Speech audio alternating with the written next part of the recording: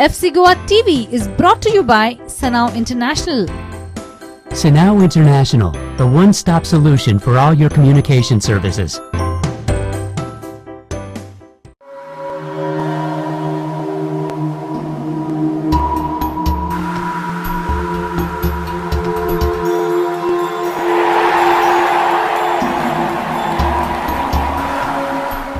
Hello and welcome to post-match analysis program on FC Goa TV. You're watching Prudent. I am Neeraj Prabhu.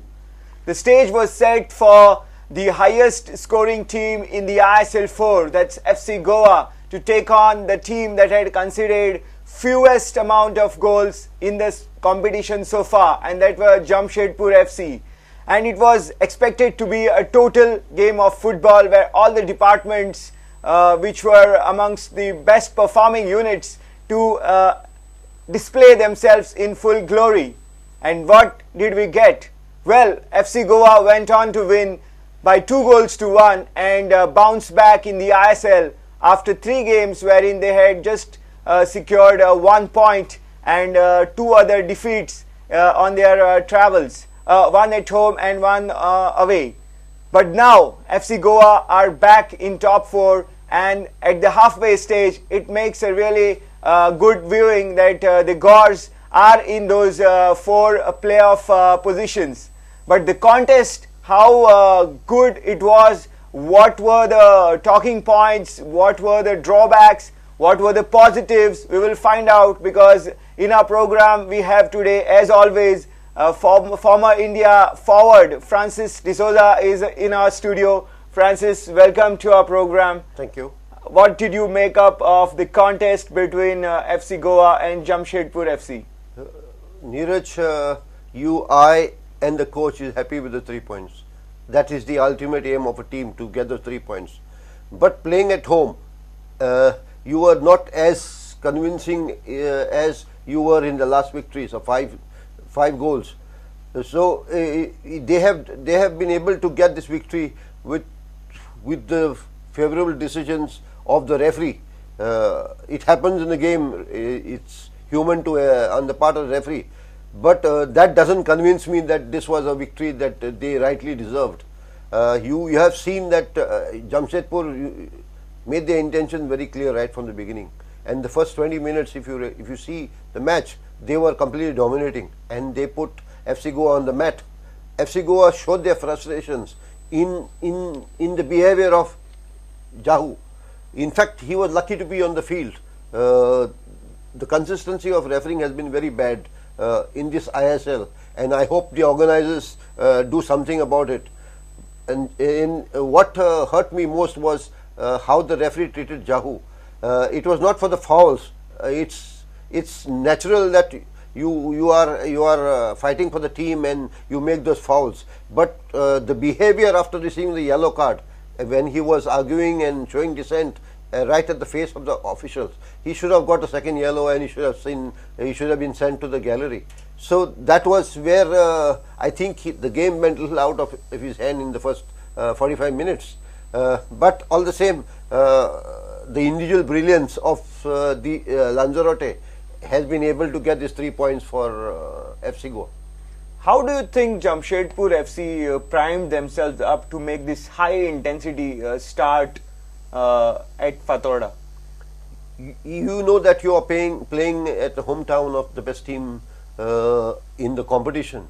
The flow, the attacking display that they have shown in the past matches definitely frightens the opponents. So what they do they have? Either they have the capability to fight these players, or they have the determination, the grit, and the willpower to say that we will give our best on the day. We'll make life miserable for FC Goa in the midfield, and that's what they did. They didn't allow them to hold on to the ball, create the width, and create the gaps in between. So that's where they frustrated FC Goa, and they were able to get the advantage to themselves that they created 1 or 2 chances in the first half.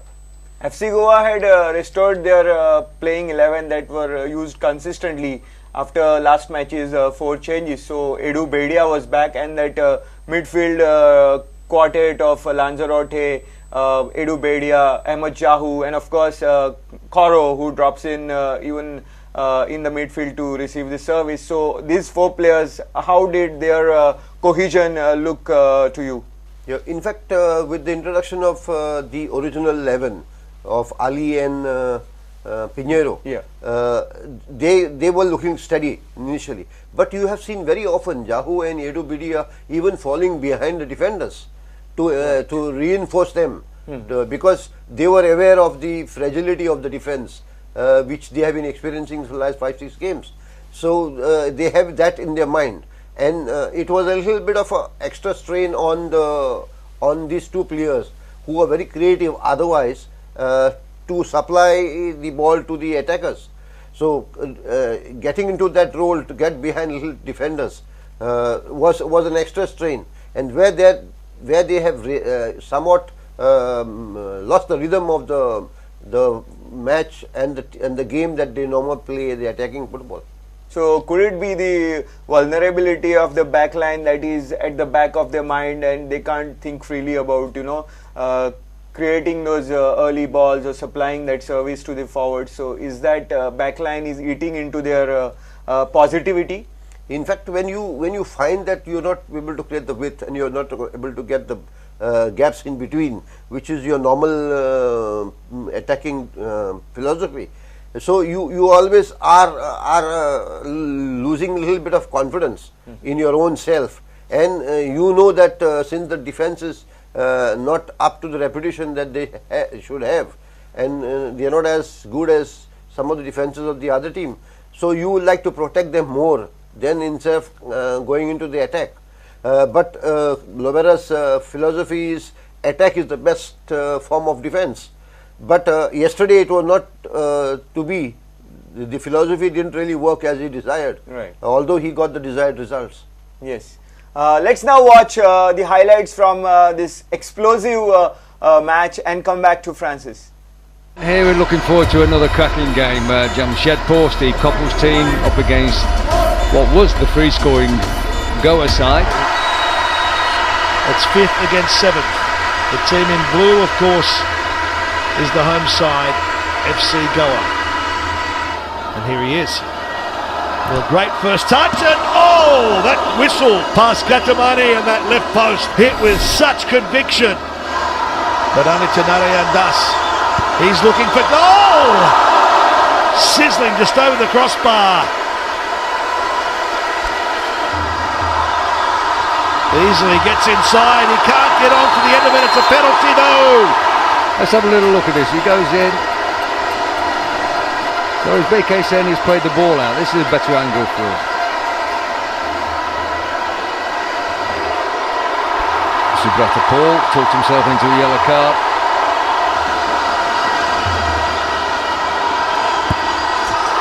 Same place, same reaction, but the goal stands, 1-0 FC Goa. Well, it's a very well taken penalty considering the circumstances. Shouldn't have been a penalty, but the referee's given it. Lansworth is taking it. That is much better from Jamshedpur. Well, it was a lovely little chip to the far post. It took a bit of a deflection. Try and get this equalising goal, and now Trindade has 3 of them inside the box, 2 of them totally unmarked. And Trindade draws them level at 1-1. Just cross the ball in from the flank and head it in. There's 2 of them waiting on the more or less a penalty spot.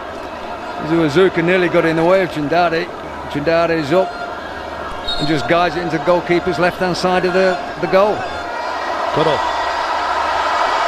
He's going for it! Agonisingly wide from the league's top scorer. He'll be disappointed that he didn't get onto the goal. No sign of offside. Lanzarote! The flag stays down. Lanza plays on. Goa take the lead for the second time. The same man did it in the first half. FC Goa lead 2-1. I put my flag up here, Andy. And I might be wrong. We'll have a look at it again in a minute, but whether it was offside or not is exceptionally well taken. Spunturi, we did say at the time we thought he was offside. Doing it again, no. It could be all over. It's not. Dropped nicely. Ferdu Badir. Go wide of the goalkeeper. Took it onto his right foot. You can see he's only a foot off the dead ball line. FC Goa created a few chances late on. I'm afraid the game was lost in that first half period. It's party time at the Fatorda Stadium. It's another night of high drama. Match 44, where the honours go to the home side. FC Goa, who have defeated Jamshedpur by 2-1. The brilliance of his technical ability means that he was so confident of burying that penalty in the same way as he had taken the first, which was disallowed. So any word on how good you have to be, to hit the penalty in the same way so that the goalkeeper doesn't even have a clue again?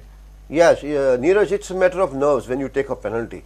You score the first one, and then for encroachment, the referee decides to have the penalty again. But what the referee failed yesterday to do was caution the player who had encroached into the 12-yard limit. If he found that there was an infringement, he should have cautioned one of FC Goa players, which he didn't do, to justify his retaking of the kick.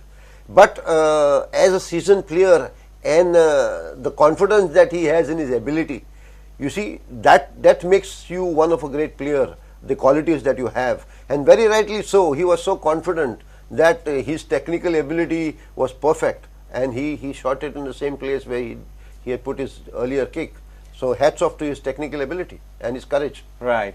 FC Goa, former player Trindade Gonçalves returned to Fatorda and scored that header and equalized the scores for the Jamshedpur outfit. So that particular goal which FC Goa conceded was again exposed the defense that they have, the vulnerable defense, because there were two players from Jamshedpur unmarked, and they had Trindade had a free header.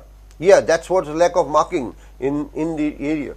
You need somebody to guide or call players into positions and in the movement. And I have seen little bit of problem with the crosses for FC Goa. They are getting more vulnerable now on those crosses. So they have to think again, strengthen the defense, and get their defenders in right positions. There were two players who were left unmarked, and one player converted it, but nobody was marking him. So I think it is very important to come back into your central positions, the stopper backs or the wing backs. You have to narrow down the gaps in between the goals from post to post, so that you don't give much space, a broader angle for players to strike, and that's what they failed to do. Lanzarote then scored his 7th goal of the season so far. It was at the hour mark with brilliant finishing skills. He curled the ball into the nets and gave FC Goa the match winner that proved to be a match winner. Wonderful goal that from Lanzarote again. Yeah, it establishes class of a player. He has been classy right from the competitions. Some of the goals he scored was brilliant, and this was not far away from his brilliance. Very calm, composed, turned around the defender, and remind you, he was a foreign defender. He is not an Indian defender. So he turned and very rightly placed the ball in such a position that he could take the curling kick into the goal and give the lead again to FC Goa. Let's now take a short break. When we come back, we will go into the press conference arena where both coaches have addressed the media, and they had to say a lot about the performance. We are coming back very soon.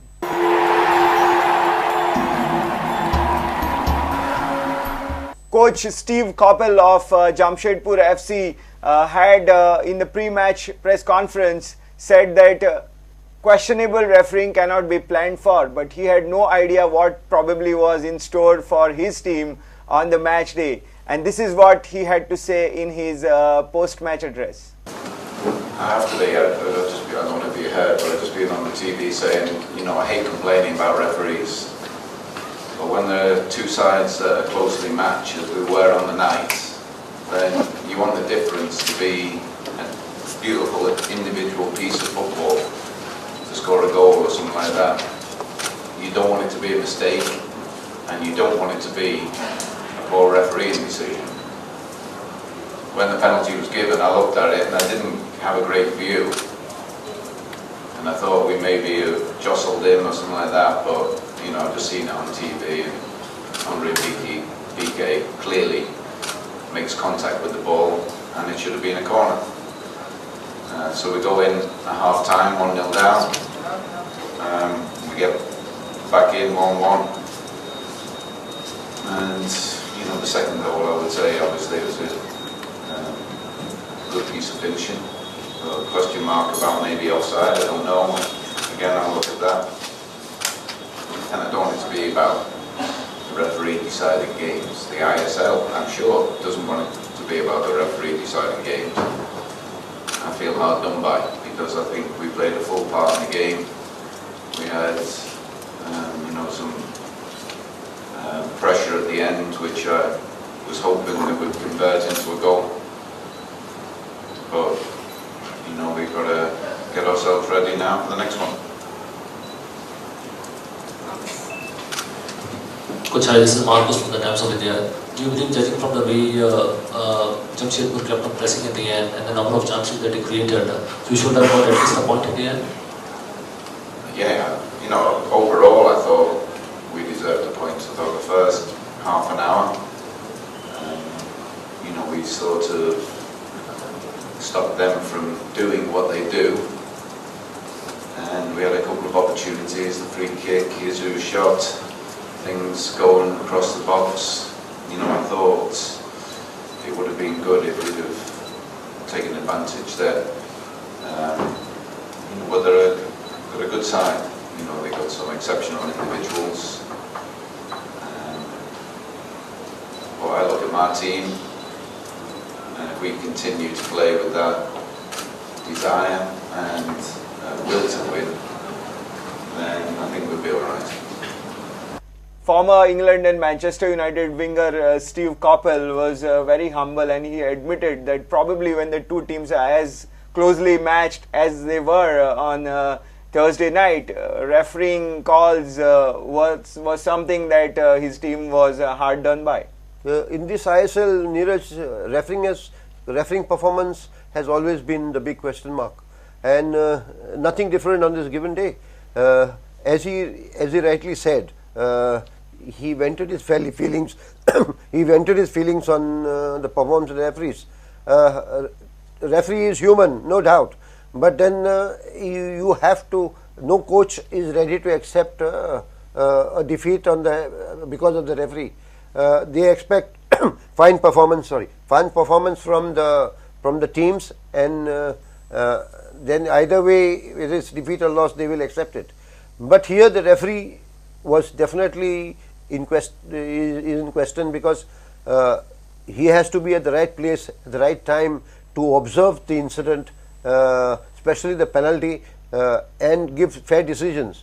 Very rightly so. We are subjective to replays, but the referee gets one split second to make his decision, and if he is not in the correct position and the correct timing to observe the last minute flick on the ball by BK, he has aborted a decision which unfortunately went against Coppell. But there was a lot of argument by the goalkeeper, and Subroto Paul, and he very rightly cautioned him, because once the referee has given a decision, it doesn't leave the goalkeeper in the field to question his decision, and very rightly so, he has shown him the yellow card. But what was surprising for me was the referee bargaining, because when he had the ball, he was awarded the yellow card for not getting back into position to take the penalty kick. But here, when I see the incident, was the referee bargaining, because the referee had the ball in his hand, and then he gave the ball back to Subroto Paul instead of giving it to the kicker, and Subroto Paul then gave it back to them. Is it convincing the goalkeeper that, okay, you were right, but you know, I made a mistake later on? I don't know. I mean, perhaps the visual on the TV will tell you, but that's where I thought that little benefit of doubt which was there on the referee, he tried to compensate the adamant behavior of Subroto Paul. Even the time lost in all this probably made it the world's longest penalty. A lot of time was lost, and it looked very childish as well. Neeraj, you placed this ISL league in one of the top watched leagues in the world. Right. You don't see players talking into the face of the referee. You don't see players garroting referees. You don't see players arguing over almost a penalty headbutting the referees. Almost headbutting, and you don't find players contesting referee's decision, especially a penalty. Maybe for a few seconds that was natural, but not for so long, as you said. So there's a big question mark on referees, how they emphasize their authority on the field, and very soon I think ISL organizers and the referees board should have a very serious look at it, because the coaches are getting frustrated. You don't know how much of effort the coaches put in getting their strategies worked out, the players gearing up. This takes a lot of a toll on the coaches. So venting their feelings at the press conferences is natural, but referees have to wake up, get their act right, and see that the teams don't lose because of their decisions. Right. But to be fair to FC Goa, it's really welcome that they had some luck in Thursday night's match, because we have seen in the previous matches where some really good calls for penalties were waved off by referees, while one particular really good goal was disallowed and for non-existent offside. So all is well that ends well, and coach Sergio Lobera asserted that FC Goa were in fact really came through a scrappy match. They fought well and they really deserved the victory, and no way they could be termed as lucky winners. Here is what Sergio Lobera had to say in the post-match press conference. Bueno, yo creo que ha habido partidos que hemos jugado mejor y no hemos conseguido ganar. I think that there have been games where we played better and we haven't been able to win. Creo que hoy ha sido un partido donde hemos sufrido mucho. I think today's been a game where we suffered quite a bit. Pero para poder ganar hay que saber sufrir. But for a team that needs to know how to win, they need to know how to suffer. Y yo creo que el equipo hoy ha sabido sufrir y ha conseguido 3 puntos muy trabajados, muy importantes y contra un rival muy complicado de jugar. And I think today the team learned how to suffer and how to win against a team that was very hard to win against. Coach, do you actually believe that FC Goa should have killed the match much earlier rather than waiting for so many nervous moments and tense moments right at the end?